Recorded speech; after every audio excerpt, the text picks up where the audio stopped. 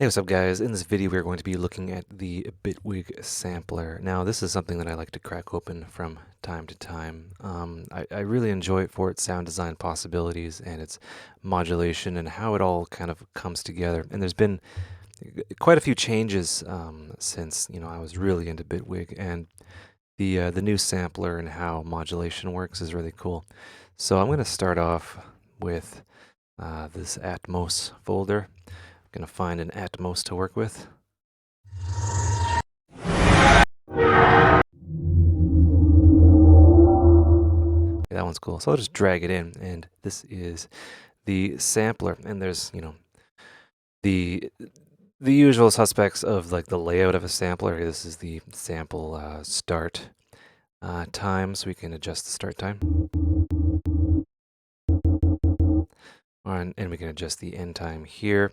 If we want to have a really neat loop, we can adjust the loop point here, or engage the looping option here, and shorten the loop frame here.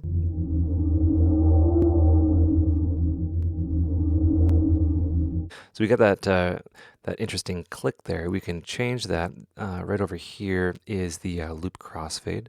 So we can adjust the loop crossfade here.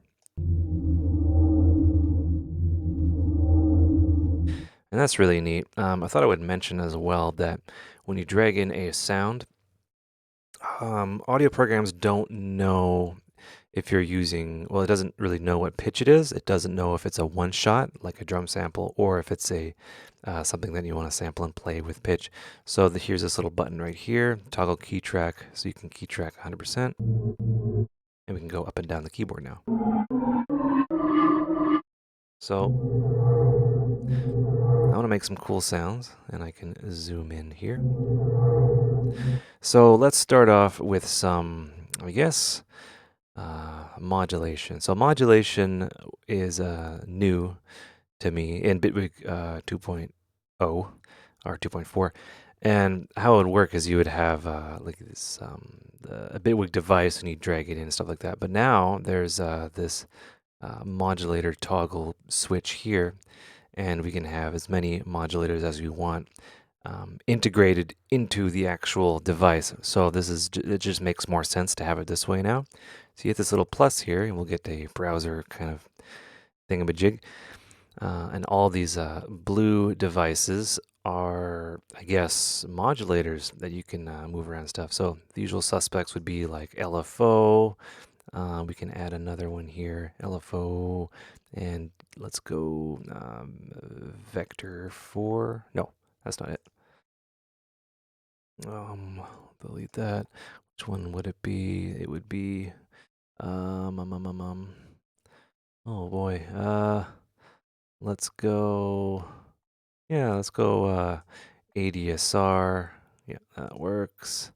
Then another ADSR, maybe like a 4-stage ADSR.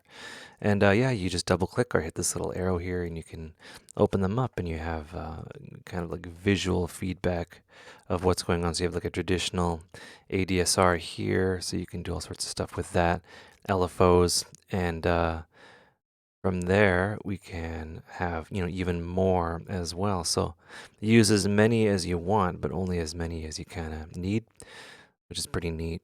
So we have like, with LFO, I'll just show you what the LFO does. Let's do something interesting with the LFO. So we can offset the loop start and end time, or yeah, the start and end time. So this will get some really interesting sounds.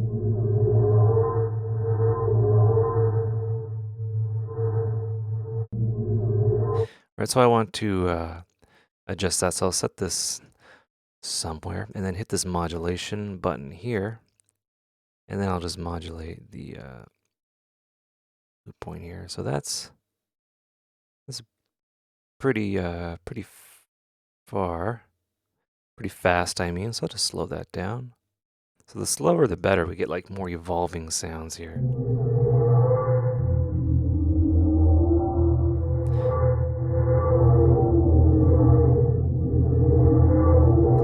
So that white playhead you see there is where the actual audio is playing. And this LFO in particular, kind of restarting every time we hit a note. So I don't want that. I want it to just explore and move around as it sees fit. So I want to do something else, another LFO with the play offset, I guess, right? And I'll kind of adjust that there. And I'll have that kind of going slow.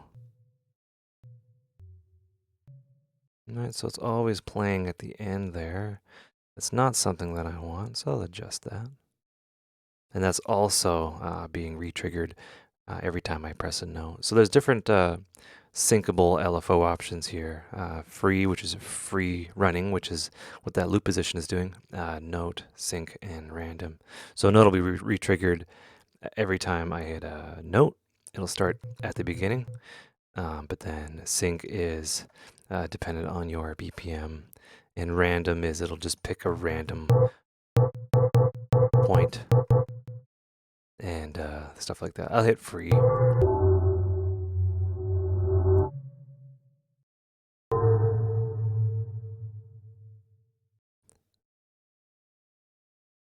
what is that doing?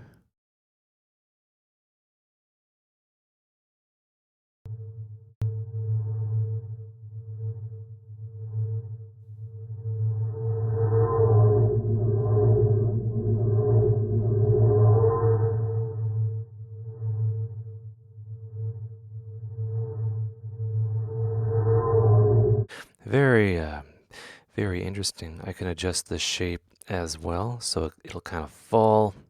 I can adjust the sharpness, give it a little bit of a non-linearity there, all sorts of stuff. And that's just with the play position and the loop position. Or loop offset. Is that loop offset? Yeah, loop offset and then play position offset. You got to kind of play with them, but because the play point could go past the loop point.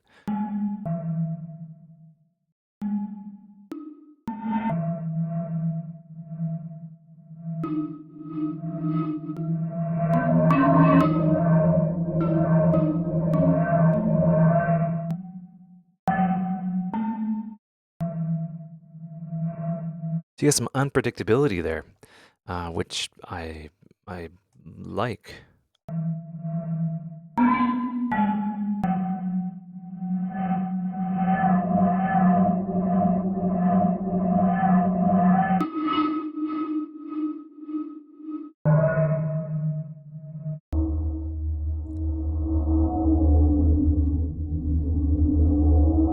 And each note is independent.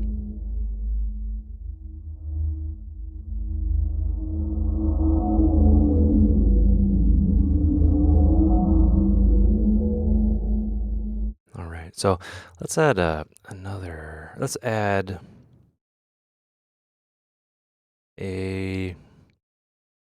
like a beat LFO, and maybe,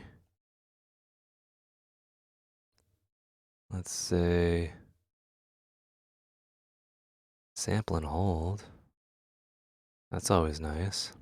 So we're getting just more modulators, and we can add as many as we want, essentially. And yeah, there's the input, and we can have this smooth clock rate, hold, gate sync, things like that. And this one is set to, what's this one set to? I'll have that downwards. And then we can have our depth, and we can modulate our depth with something else.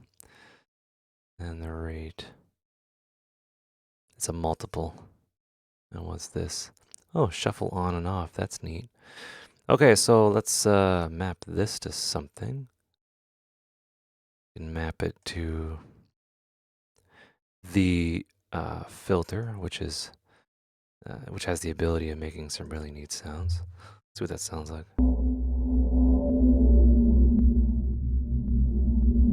Let's make it a little bit more extreme. I want it to go the other way, actually.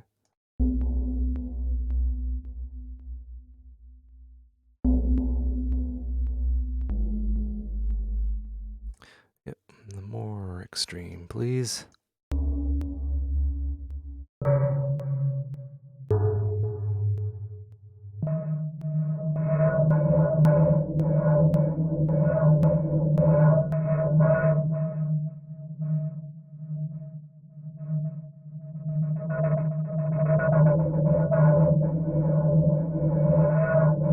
All right, so what if I had this LFO mapped to the rate? That'd be interesting, wouldn't it?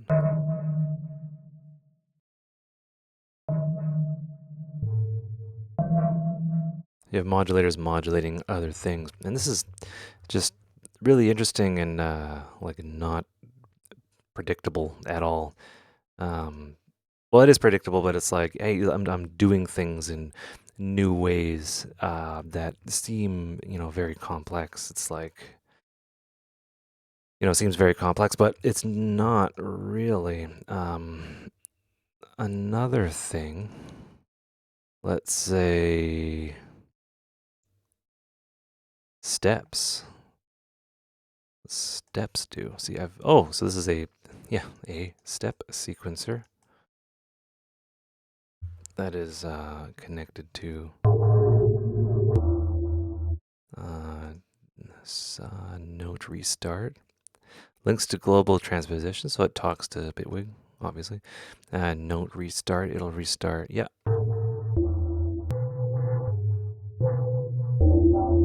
So what we can do with this one is say, have this mapped to the pitch.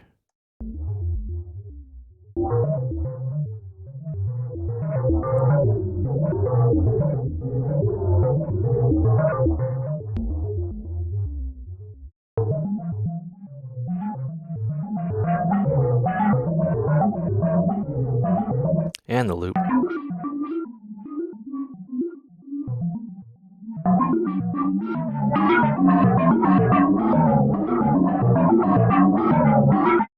And we're getting some weird stuff going on there, but that's okay. And yeah, let's see. Use cycles of a source. Traditional sample play. What's this one do?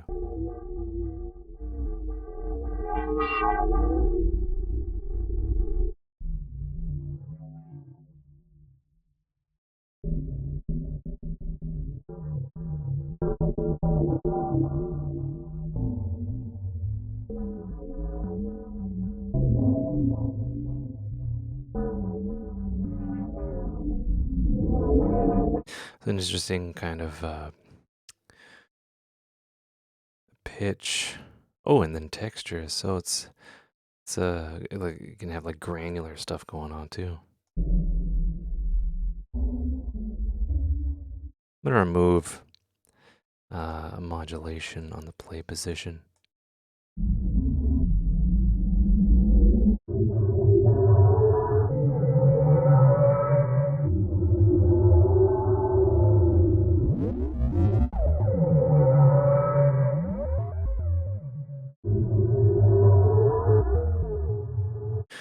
Nice. You can do all sorts of stuff with the green as well.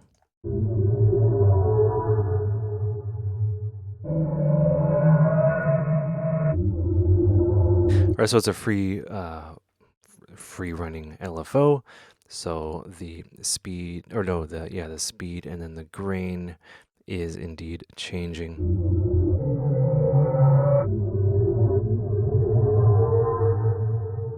Every time we modulate. So from here, we can add an effect, which, you add here. I want just a reverb.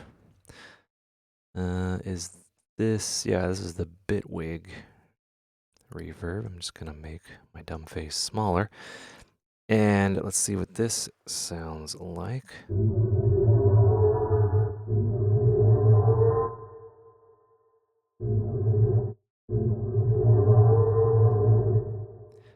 Give it, no, let's not get reverb time. Let's give it width.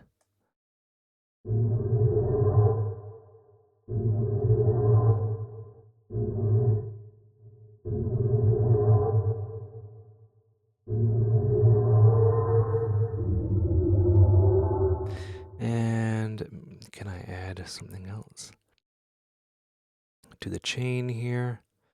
I have something in mind. And I'm not sure if I'm using chain in the right. Let's go dynamics. I'll just take that down. Give it, nope, that's the lower. Give it ratio.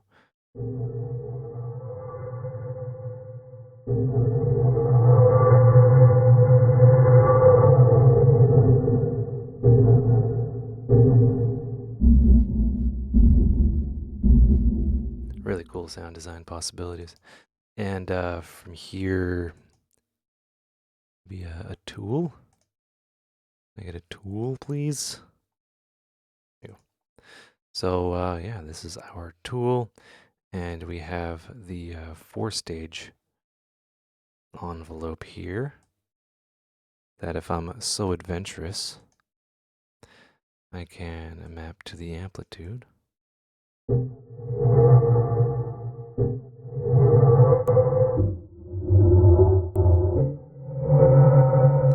So why is this? I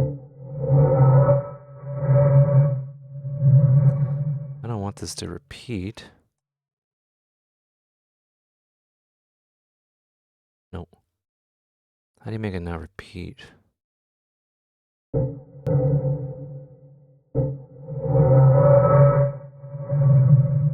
Maybe it's a 4-stage LFO, so maybe I need to use an actual envelope, but that...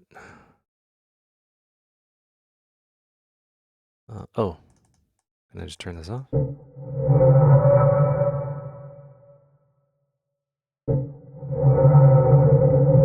Okay, so I have that. So this is, yeah, loop amount. So you have it loop twice or once or 4 times. Okay, so we want it to loop 0.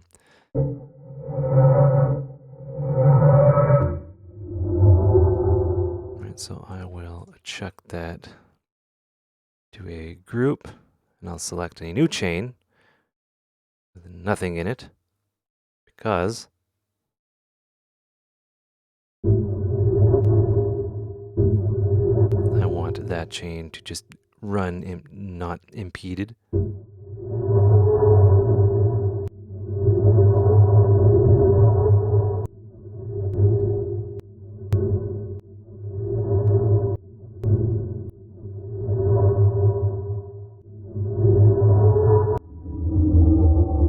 Very cool. So I have my reverb here and all of that as well. And that's my effects layer. Oh,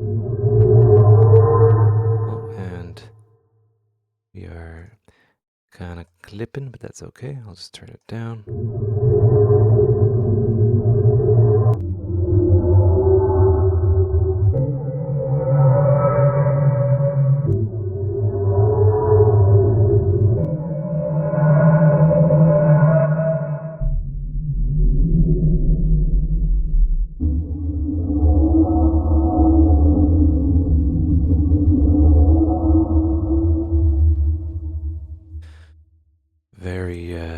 Very neat. So this is, yeah, I guess basic rundown of the sampler and Bitwig. There's so many things I haven't even really touched. We have our envelope follower, which, how does this work?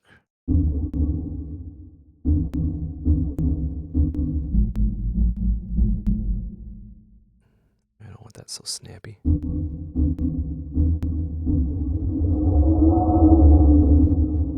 Okay.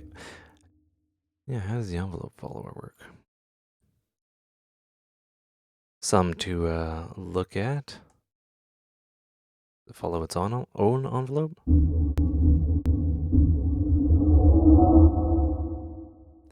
Anyway, let's look at another one just right quick. So we can have hardware CV in, which I can't take part in because I don't have that sort of setup. we can, let's see what voice stack is right quick.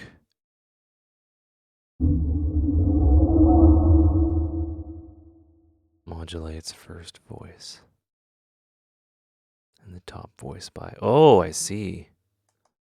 Oh, okay, that opens up some possibilities. So, if I do that.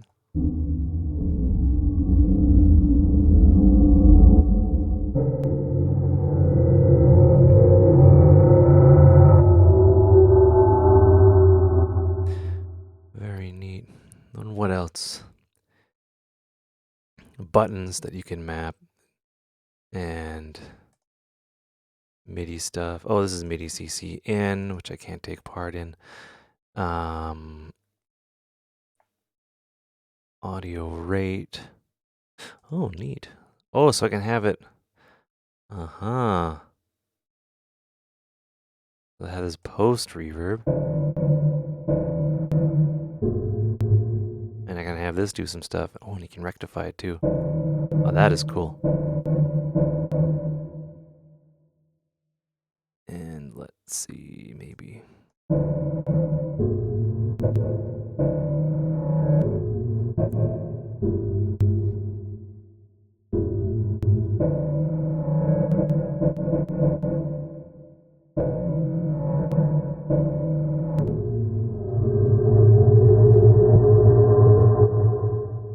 Whoa.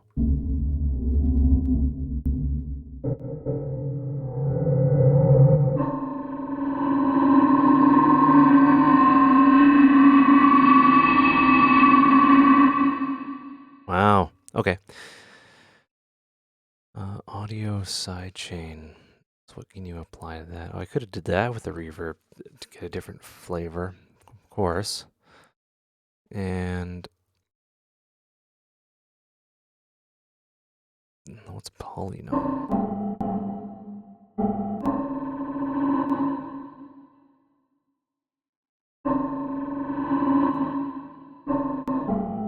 I made this be a polyphonic expression.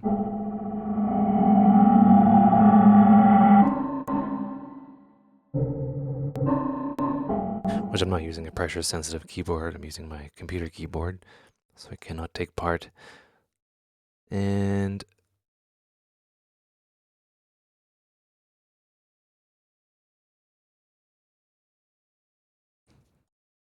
oh yeah, so we got an XY controller that we can have affected in here. Oh, okay, so we can map this to filter and then motion and then the Y to length. Okay.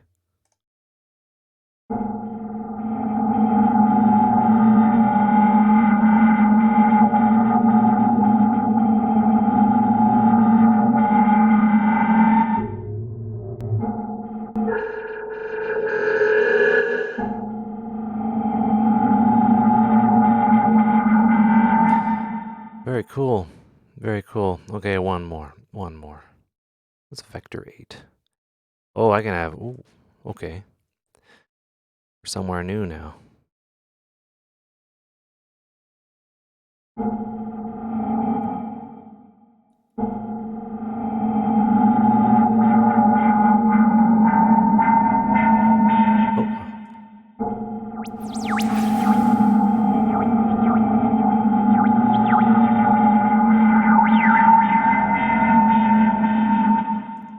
Very interesting. Yeah, so you can have an XY controller that controls 8 things.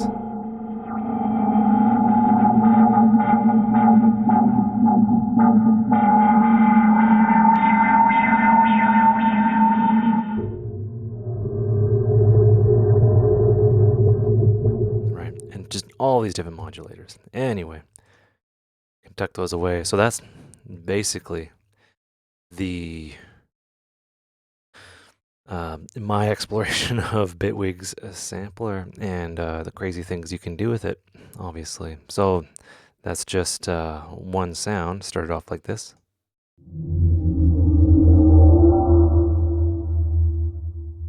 Right?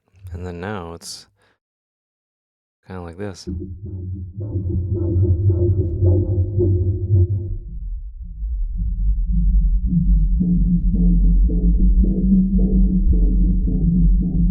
And all that stuff going on. Anyway, hope you guys enjoyed the video. Hope you learned stuff. Take care and have a good one.